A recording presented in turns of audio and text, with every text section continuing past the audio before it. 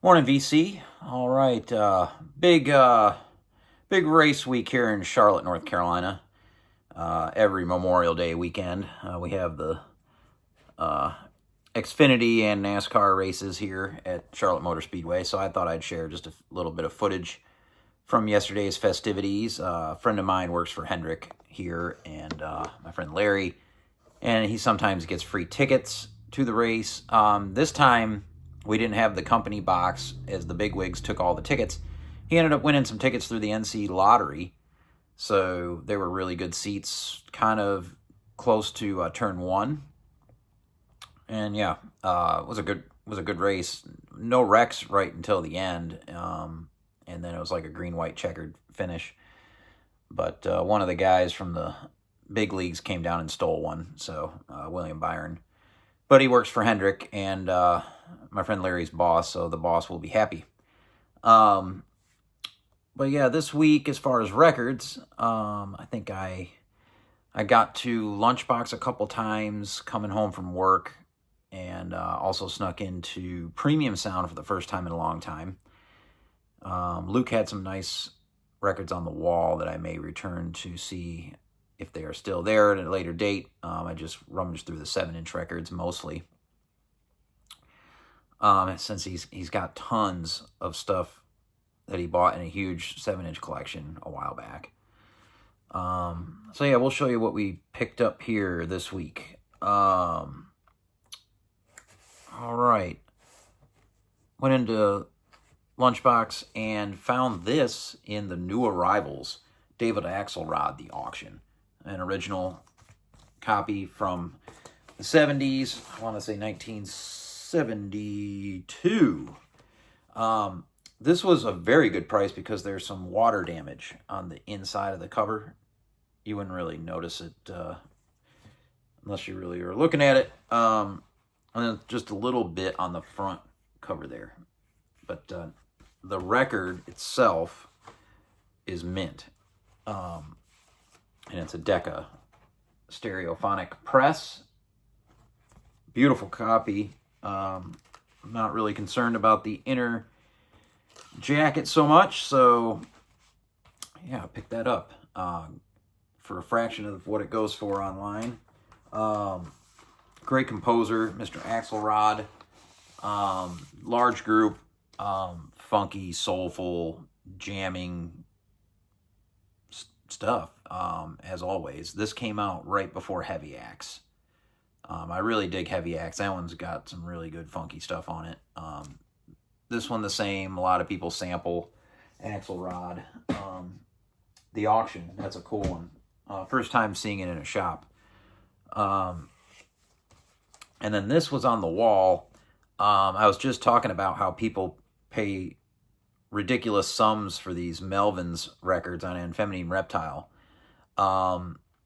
If you need some, you can get them at a better deal from Scott at Lunchbox. This was over half the price of what it goes starting price on Discogs. And that's Bad Moon Rising from Melvins.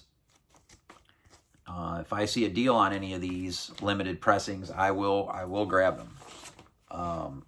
As I love the Melvins, and I go to see them every time they come around with my buddy Lee. And this is a really cool color variant. I think there were 2 different variants of this one. Only two. You know, they can do a lot more, but yeah, some badass stuff on this one from Melvins. Bad Moon Rising. Artwork is Chris Mars and Hayes Double XL. There you go. One other night, I was coming home from work and traffic was nuts, so it diverts me by Lunchbox, and I stopped in and I grabbed just 2 7-inch records on Dischord. The Evens. This is from 2011. The only time it was pressed. And it was cool that they had a copy, brand new copy. This is Amy Farina, who plays drums and is on vocals. And then, of course, Ian MacKaye from Fugazi on guitar and vocals. Really great band. They only had 3 full-length records in this 7-inch. That's the only things they ever did. And I have the first 2 LPs. I need the 3rd LP, but I never see it. But I hadn't run into the 7-inch before, so I was happy to get it. It's just on the black vinyl with a cool kind of logo there. And then sticking with Dischord, this is a band I didn't have anything of, and I need to get all their stuff. Hammered Hulls. This 7-inch. This has been reissued. It came out prior to 2024. I think in 2019. This is a different color variant. It's like a odd brownish. You're probably not gonna be able to see it on the camera, but it's like this odd brownish. It's got some stuff in it. But it's a cool. It's got the boat. It's a cool 7-inch. Great tunes. Mark Cisneros, guitarist from Medications, is on here. Mary Timoney is on here. Alec MacKaye, which is Ian MacKaye's brother, is on vocals. Recorded at Inner Ear. Hammered Hulls. Really dig this band. And then I'll show you the 7-inches I picked up from Premium Sound. Just 2, very cheap. And I was very pleased. I took a chance on these and played these a couple times yesterday, and I cleaned them and everything. Really stoked with these. I didn't have any Slim Harpo in the blues collection, and this is on Excello. Baby Scratch My Back on the A side, and I'm Gonna Miss You Like the Devil on the B side. Some good harmonica playing, like better than Bob Dylan. I don't really care for the harmonic too much, but this guy Slim Harpo can jam. Really good guitars, vocals, everything on this. So a nice little 7-inch for $1. Very happy with that one. And then this one I was stoked about too. He's got a lot of reggae 7-inches.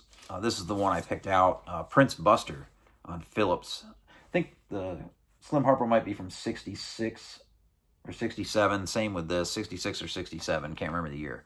But 10 Commandments on the A. It's pretty misogynistic track for these times, but it's a good one.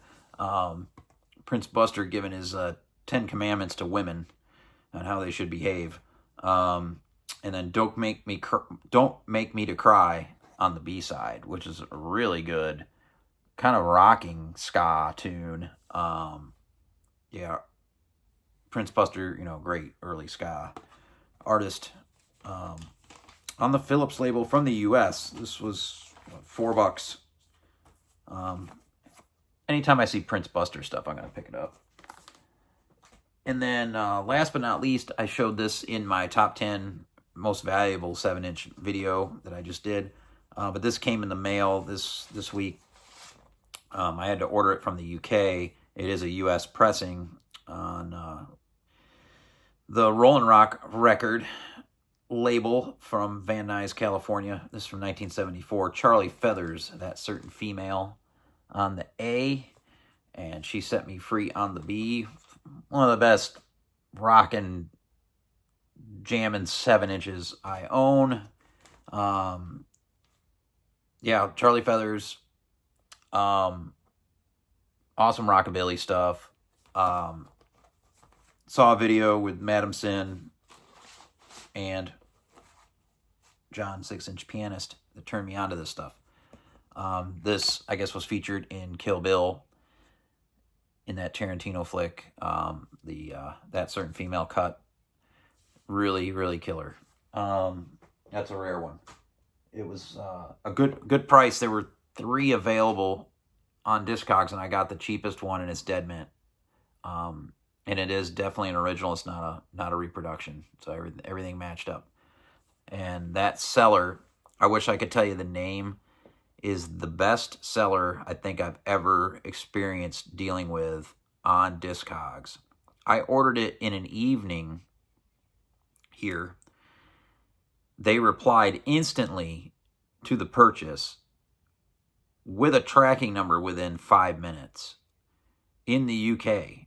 And it was in the mail the next morning in the UK, airmail. I got it in a few days. In a really elaborate package for 1 7-inch that had bubble wrap or whatever on the inside, or popcorns, big ones. This thing was not going to get damaged. Just for a 1 7-inch, I will buy from them again. The shipping though is pricey right now, coming from England. But, it was worth it. Usually I've been trying to steer clear from Discogs as much as humanly possible, but something like that, it's the only way to get it. So yeah, I'll try to leave a link to that seller, maybe here.